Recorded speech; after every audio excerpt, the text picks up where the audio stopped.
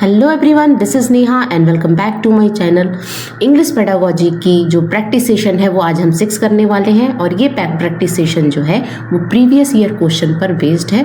तो बने रहिएगा लास्ट तक। पेपर 1 और पेपर 2 दोनों बच्चों के लिए इक्वली बेनिफिशियल रहेगी ये क्लास। लास्ट तक बने रहिएगा और एक एक क्वेश्चन को समझना है हमें, ताकि आप इंग्लिश पेडागोजी में अच्छा स्कोर कर सको, है ना।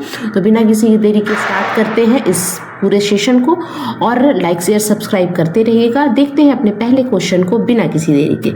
सबसे पहला क्वेश्चन है हमारा, in continuous and comprehensive evaluation the teacher tries to, यानी सीसीई की बात हो रही है। सीसीई में टीचर क्या करता है, क्या काम होता है, टीचर क्या ट्राई करता है, क्या कोशिश करता है। तो ऑप्शन नंबर फर्स्ट है इसमें कि find out what extent the learning objective are achieved, है ना। दूसरा है make the learner assess the teacher, identify the special need of the learner in a group and make the learning by cramming learning, make the learner by cramming learning. देखिए यहाँ पे सबसे पहले क्या है कि आपको बेस्ट ऑप्शन चेक करना होता है और एलिमिनेट कीजिए। सबसे पहले एलिमिनेट क्या करिएगा, रट्टाफिकेशन से रोट लर्निंग हमें नहीं करानी है, बच्चों को रट्टू तोता नहीं बनाना है। तो ये तो ऑप्शन यहाँ पे गलत हो गया, ठीक है ना। सीसीई क्या कहता है वो हमें ध्यान देना है। उसके बाद सीसीई का क्या काम है, टीचर जो कॉन्टिन्यूअस एंड कॉम्प्रिहेंसिव इवेल्युएशन कराता है टीचर, तो उसको हम सतत एवं व्यापक मूल्यांकन के नाम से जानते हैं। तो उसमें क्या सिर्फ स्पेशल नीड वाले बच्चों पर ध्यान दिया जाता है और वो आइडेंटिफाई किया जाता है कि कौन से स्पेशल नीड वाले बच्चे हैं, ये भी नहीं होता है, ठीक है। Make the learner assess the teacher, learner को इस तरह काबिल बनाया जाता है कि वो अपने टीचर को ही एसेस करे, अपने टीचर का ही मूल्यांकन करे। तो ये भी ऑप्शन गलत है। देखिए ऑप्शन नंबर अगर यहाँ पे सबसे सही है तो ऑप्शन नंबर फर्स्ट के साथ आप जाइएगा। Find out what extent the learning objective are achieved, जो आपने लर्निंग ऑब्जेक्टिव रखा था, जो आपने ये रखा था, अपना उद्देश्य रखा था लर्निंग का, अधिगम का, क्या वो पूरा हुआ है कि नहीं, और पूरा भी हुआ है तो किस हद तक पूरा हुआ है ना। उसको आप देखोगे, आप यहाँ देखोगे कि बच्चे कहाँ गड़बड़ी कर रहे हैं। कंटिन्यूअस एंड कॉम्प्रिहेंसिव इवेल्युएशन में आप फॉर्मेटिव असेसमेंट पर ज़्यादा ध्यान देते हो, क्योंकि वहाँ पे हम देखते हैं कि किस तरह से बच्चे सीख रहे हैं, कहाँ गलतियाँ कर रहे हैं, उसके अकॉर्डिंग आपको रेमेडियल टीचिंग देनी होती है ना। पहले आप उसको देखते हो, उसके बाद रेमेडियल टीचिंग देते हो। तो option number A is the better option in this question, ठीक है ना। तो ऑप्शन नंबर ए के साथ आप जाइएगा, क्वेश्चन नंबर फर्स्ट, ठीक है। नेक्स्ट देखना है आपको क्वेश्चन नंबर 2 क्या बोल रहा है। Teaching of English in India as a second language has been very important and inevitable since, यानी कहने का मतलब है कि जो इंग्लिश टीचिंग है इंडिया में, उसको हम क्या, इंग्लिश को क्या एक टारगेट लैंग्वेज है इंडिया के लिए, क्योंकि इंडिया में मोस्टली क्या है, बहुत सारे नेटिव लैंग्वेज है, बहुत सारे मदर टंग है और ज़्यादातर भाषा हिंदी बोली जाती है। तो इंग्लिश का स्थान क्या है, दूसरे लैंग्वेज के रूप में हम इंग्लिश को देखते हैं, है ना। तो यहाँ पे बोला जा रहा है कि बहुत इंपॉर्टेंट है, सेकेंड लैंग्वेज के रूप में जो इंग्लिश का पोजीशन है वो इंडिया में बहुत ज़्यादा इंपॉर्टेंट माना जाता है। इसके पीछे रीज़न क्या है ना। तो इंग्लिश इंडिया ही में नहीं, ऑल ओवर वर्ल्ड में इंग्लिश का एक बहुत ही इंपॉर्टेंट पोजीशन है। उसका कारण ये है कि बहुत सारे जो देश हैं, बहुत सारी यूरोपियन कंट्री हो गई, जैसे अमेरिकन कंट्री हो गई, वो सब क्या करती है, उनकी जो भाषा है मोस्टली कंट्री की इंग्लिश है। और इंग्लिश क्या है, एक इंटरनेशनल लैंग्वेज है जिसके द्वारा हम अपने भाषा का सेंडर और क्या होता है, रिसीवर होता है, ठीक है, सेंडर एंड रिसीवर होता है। तो इंग्लिश एक ऐसा माध्यम है, एक ऐसा ब्रिज का काम करता है जिसके थ्रू हम क्या करते हैं, अपने भाषा का, अपने विचारों का आदान प्रदान कर पाते हैं। अगर हिंदी भाषी बच्चा है तो अगर तमिल वाला भाषी बच्चा से बात करेगा तो वो किसके थ्रू करेगा, हिंदी से। अगर हम इंडिया के लोग हैं, अगर हमें दूसरे कंट्री के लोगों के साथ क्या करना है, कन्वर्सेशन करना है, बात टेक्नोलॉजी शेयर करना है, हर चीज़ शेयर करने के लिए इंग्लिश एक ऐसा मीडियम है जो कि क्या करता है, जोड़ता है लोगों को। तो हम किस ऑप्शन के साथ जाएंगे, multilingual nation. India is a multilingual nation, इसलिए इन इंग्लिश का बहुत अच्छा स्थान है। Indian language books are mostly written in English, इसलिए English is a foreign language, इसलिए या English is a linked and international language, इसलिए इंग्लिश का बहुत इंपॉर्टेंट स्थान है सेकेंड लैंग्वेज के रूप में इंडिया का। तो बेस्ट ऑप्शन क्या है कि India, English is linked and international language. English क्या करता है, इंटरनेशनल लैंग्वेज के साथ एक लिंक प्रोवाइड करता है जिसके थ्रू हम क्या कर सकते हैं, अपने थॉट को, अपने विचार को, अपने टेक्नोलॉजी को शेयर कर सकते हैं, है ना। तो option number D is the correct answer, ठीक। चलो क्वेश्चन नंबर 3 देखिएगा। क्वेश्चन नंबर थर्ड है summarising, note making and reporting are associated with desk skill. यानी समराइजिंग आप कब करते हो, है ना। समराइजिंग यानी मतलब एक आप क्या करते हो, पूरा टेक्स्ट पढ़ लिया, टेक्स्ट करने के बाद आपका निचोड़ जो होता है उसको हम बोलते हैं समराइजिंग। तो समराइजिंग करते हो। नोट मेकिंग, है ना, नोट टेकिंग मैंने पढ़ाया था आपको। रिपोर्टिंग, ये किससे रिलेटेड है, ये आपकी राइटिंग स्किल से रिलेटेड है ना। अगर आपका रीडिंग स्किल से दे देगा तो रीडिंग में आप क्या क्या ले सकते हो, जैसे स्कैनिंग, है ना, जैसे स्किमिंग, जैसे प्रिडिक्शन, ये क्या है, सब स्किल माना जाता है रीडिंग का। और राइटिंग का क्या है, राइटिंग में आप समराइजिंग करते हो, नोट मेकिंग करते हो, नोट टेकिंग करते हो, रिपोर्टिंग करते हो। These are the sub skill of writing या related to writing skill. Option number B के साथ आपको जाना है, ठीक है। Move on to next question. Next question देखिएगा, question number 4। Holistic evaluation of a learner is done by. What do you mean by holistic evaluation? Holistic evaluation का मतलब होता है overall development of the child. Child का holistic evaluation में आप बच्चा physically भी डेवलप हो, बच्चा कॉग्निटिवली भी डेवलपमेंट हो बच्चा का, है ना, बच्चा का साइकोमोटर डेवलपमेंट होना चाहिए, है ना, बच्चे का हर तरह से विकास होना चाहिए, उसको हम बोलते हैं होलिस्टिक इवेल्युएशन और होलिस्टिक डेवलपमेंट, है ना। तो होलिस्टिक इवेल्युएशन की बात हो रही है, मूल्यांकन की बात हो रही है ना। तो होलिस्टिक मूल्यांकन में क्या करते हो कि बच्चे को हर तरीके से हम क्या करते हैं, मूल्यांकन करते हैं। वो किस तरह से पढ़ रहा है, किस तरह से बोल रहा है ना, कहाँ उसको प्रॉब्लम आ रही है, वो मैथ्स में कैसा है, साइंस में कैसा है, हर चीज़ का इवेल्युएशन करते हैं। वो स्पोर्ट्स में कैसा है। तो होलिस्टिक इवेल्युएशन किस पर बेस्ड होता है, तो यूनिट इंड इवेल्युएशन से, टर्म एंड से देखिए लास्ट में जो क्या एंड प्रोडक्ट है उस पर हम ध्यान देते हैं, तो वो टर्म एंड इवेल्युएशन होता है। मंथ एंड इवेल्युएशन या continuous and comprehensive evaluation.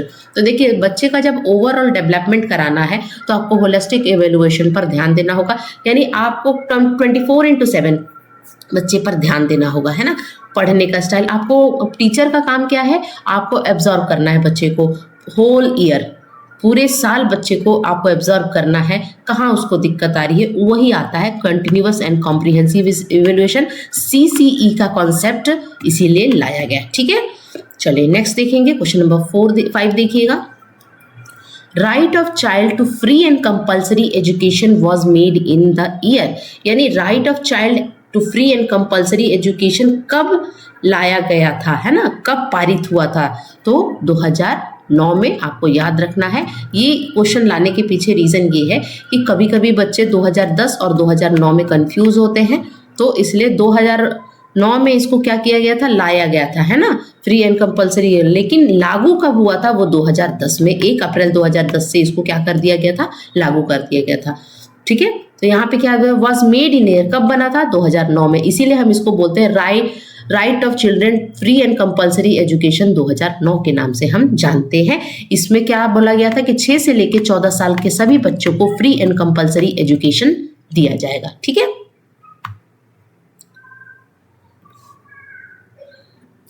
Next है, what step does a teacher have to undertake to facilitate reading the habit of a learner. Reading habit को बढ़ाना है बच्चे की, है ना, तो टीचर क्या ऐसा प्रोवाइड करेगा। टीचर क्या है, सुविधा प्रदान करने वाला है, फैसिलिटेटर है। यानी टीचर का काम क्या करना है, बच्चे का काम करना नहीं है, बच्चे को आपको स्कैफोल्डिंग देनी है, बच्चे को हिंट देना है, बच्चे को गाइडेंस प्रोवाइड करना है, फैसिलिटेट देना है, ऐसा माहौल क्रिएट करना है ताकि बच्चा खुद अपने आप अपना काम कर जाए, सीख जाए पढ़ना। तो टीचर को क्या करना चाहिए, है ना, तो क्या टीचर को न्यूज़पेपर रीडिंग करानी चाहिए रीडिंग हैबिट को अच्छा करने के लिए, लाइब्रेरी रीडिंग करानी चाहिए, पिक्चर एंड मैप रीडिंग कराने चाहिए, या ऑल। तो देखिए टीचर ये हर चीज कर सकता है, वो रीडिंग न्यूज़पेपर के थ्रू भी बच्चे की रीडिंग हैबिट को सुधार सकता है, लाइब्रेरी रीडिंग से भी, और पिक्चर और मैप रीडिंग से भी बच्चे की रीडिंग हैबिट में सुधार आ सकता है। तो all of the above is the correct answer of this question. Option number D के साथ आपको जाना है, ठीक है। Move on to next question. Question number 7. The right of child to free and compulsory education came into force in. अब देखिए came into force in यानी अप्लाई कब किया गया, कब स्टार्ट हो गया, तो 2010 यहाँ पे लीजिएगा। came into force जब पूछ दे तो 2010 जन देना है, कब बना तो 2009 में बना, ठीक है। नेक्स्ट देखना है क्वेश्चन नंबर 8। क्वेश्चन नंबर 8 है हमारा, effective learning take place when the learner. Effective learning कब होगा, प्रभावित अधिगम कब होगा, जब लर्नर क्या करेगा, पैसिव मोड में रहेगा, क्वाइट मोड में रहेगा, इंटरैक्टिव मोड में रहेगा, या good at preparing for examination. देखिए यहाँ पे मैकेनिकल बन जाता है कि सिर्फ एग्जाम के लिए रट्टू तोता रट लिया आपने। चतुर रामालिंगम की वो जो आप 3 इडियट में आपने क्या देखा था कि वो क्या था, वो एग्जामिनेशन के में अच्छा स्कोर करने के लिए पढ़ता था, है ना। तो एग्जामिनेशन में अच्छा स्कोर कर ले तो वो उसके लिए वो उससे क्या होगा, मैकेनिकल बन जाएगा। मान लो कि थोड़ा सा घुमा फिरा के क्वेश्चन पूछ लिया जाए तो ऐसे बच्चे उस क्वेश्चन को सॉल्व नहीं कर पाते हैं। तो हमें बच्चे का कॉन्सेप्ट क्लियर करना है, बच्चे को पता होना चाहिए कि अगर इस क्वेश्चन को अगर घुमा फिरा के दे दे तो हमें कैसे इसका आंसर देना है। तो बच्चा जब इंटरैक्टिव रहेगा, है ना, बच्चा एक्टिव रहेगा, इंटरैक्टिव रहेगा, पैसिव यानी कि यहाँ पे एक्टिव नहीं है, क्वाइट बच्चा चुप है, और good at preparing for exam, examination के लिए ही पढ़ाई कर रहा है, तो ये भी नहीं होगा। इंटरैक्टिव बच्चा रहेगा तो उसकी इफेक्टिव लर्निंग होगी, प्रभावशाली अधिगम यहाँ पे होगा। Option number C is the correct answer. Move on to next question. Question number 9 देखना है आपको। In order to assess the all round development of a learner the teacher has to take the help of, यानी बच्चे का all round development, यानी यहाँ फिर से आ गया ऑल राउंड डेवलपमेंट बोले, होलिस्टिक डेवलपमेंट बोले, तो टीचर को क्या करना है, अगर बच्चे का ओवरऑल डेवलपमेंट आपको कराना है, ऑल राउंड डेवलपमेंट कराना है, तो टीचर को क्या करना चाहिए, यूनिट इन टेस्ट कराना चाहिए, टर्म इन टेस्ट कराना चाहिए, कंटिन्यूअस एंड कॉम्प्रिहेंसिव इवेल्युएशन कराना चाहिए, मंथ एंड इवेल्युएशन कराना चाहिए। तो कंटिन्यूअस एंड कॉम्प्रिहेंसिव इवेल्युएशन पे हमारा फोकस रहेगा ताकि हम ऑलराउंड डेवलपमेंट कर सके। देखिए मैंने इस तरह के क्वेश्चन आपके इवेल्युएशन से रिलेटेड क्वेश्चन मैंने इसमें ज़्यादातर डाले हैं, क्योंकि हम इंग्लिश पेडागोजी में 3-4 क्वेश्चन इस तरह के पूछ लिए जाते हैं। तो आपको क्लियर होना चाहिए कि एक ही क्वेश्चन को अगर किस किस तरह से घुमा फिरा के क्वेश्चन पूछा जा सकता है। ठीक है, option number C is the correct answer. Now move on to next question. अगले क्वेश्चन को देखेंगे। क्वेश्चन नंबर 10 है लर्निंग अ लैंग्वेज मीन्स, यानी किसी भी लैंग्वेज को आप लर्न कर रहे हो, किसी भी लैंग्वेज का, भाषा का आप अधिगम कर रहे हो, उसका मतलब क्या होता है।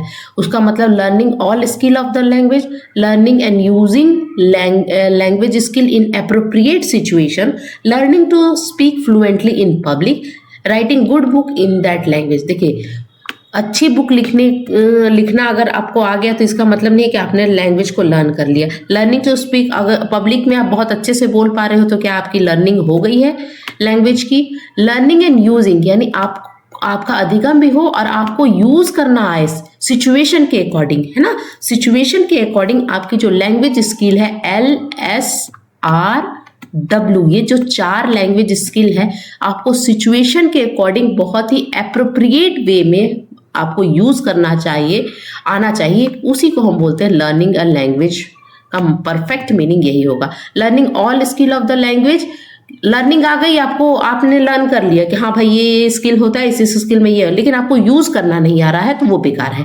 तो option number B is the correct answer. Now move on to next question. Question number 11 देखना है आपको। Verbal communication means, verbal communication का मतलब क्या होता है, sending a message in a word including writing, बिल्कुल सही है। क्या आप मैसेज सेंड कर रहे हो इन वर्ड इंक्लूडिंग राइटिंग, ये भी होगा। Informal communication, informal communication, formal communication दूसरा चीज होगा। एग्जैक्ट लिमिटेड मैसेज, ये भी नहीं होगा।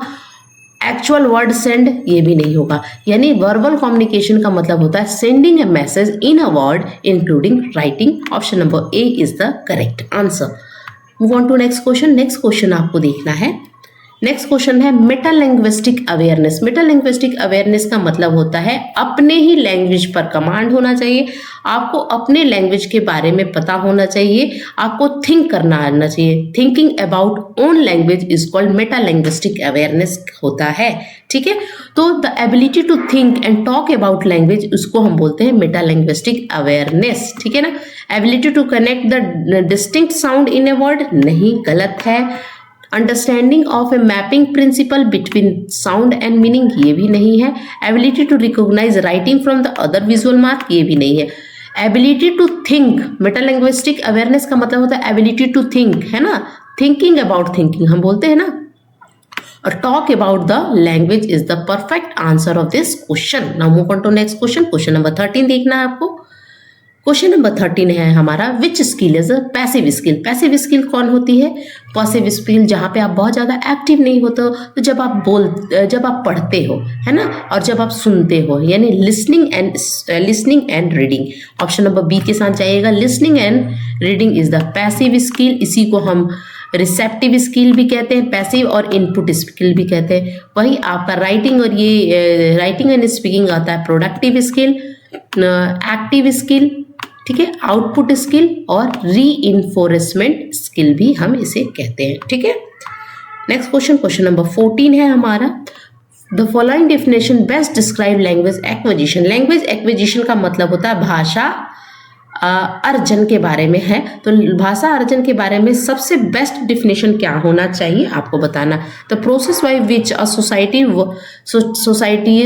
Vernacular varies, by process by which linguistic is applied to the sociology, the process by which the linguistic ability develop in a human, the process by which the origin of language is develop। ये सब कुछ भी नहीं होगा। यहाँ पे देखिए ये ऑप्शन को देखिए, वह प्रोसेस, वह प्रक्रिया by which the linguistic ability यानी भाषाई कौशल, एबिलिटी क्षमता किसी भी मनुष्य में क्या हो जाती है, विकसित होना क्या होता है, आपकी लैंग्वेज एक्विजिशन कहलाता है, ठीक है। किसी भी व्यक्ति में, पर्सन में जब भाषाई क्षमता का विकास हो जाता है उसको हम बोलते हैं language acquisition. Option number C यहाँ पे करेक्ट हो जाएगा, ठीक है। नेक्स्ट क्वेश्चन है क्वेश्चन नंबर 15, आज का last question. Dash is the study of language from a cognitive and developmental law. तो study of language from a cognitive and development law उसको हम बोलते हैं साइकोलिंग्विस्टिक। क्या बोलते हैं, साइकोलिंग्विस्टिक। इसका ऑप्शन नंबर ए होगा। Psycholinguistic is the study of language from a cognitive and developmental law, ठीक है। तो ये थे आज के कुल 15 क्वेश्चन। आई होप एक एक क्वेश्चन आपको समझ में आया होगा। इसी तरह के बेहतरीन वीडियो के लिए आप लाइक शेयर सब्सक्राइब करते रहिएगा। मिलती हूँ आपसे नेक्स्ट वीडियो में, तब तक के लिए thank you so much for watching, bye.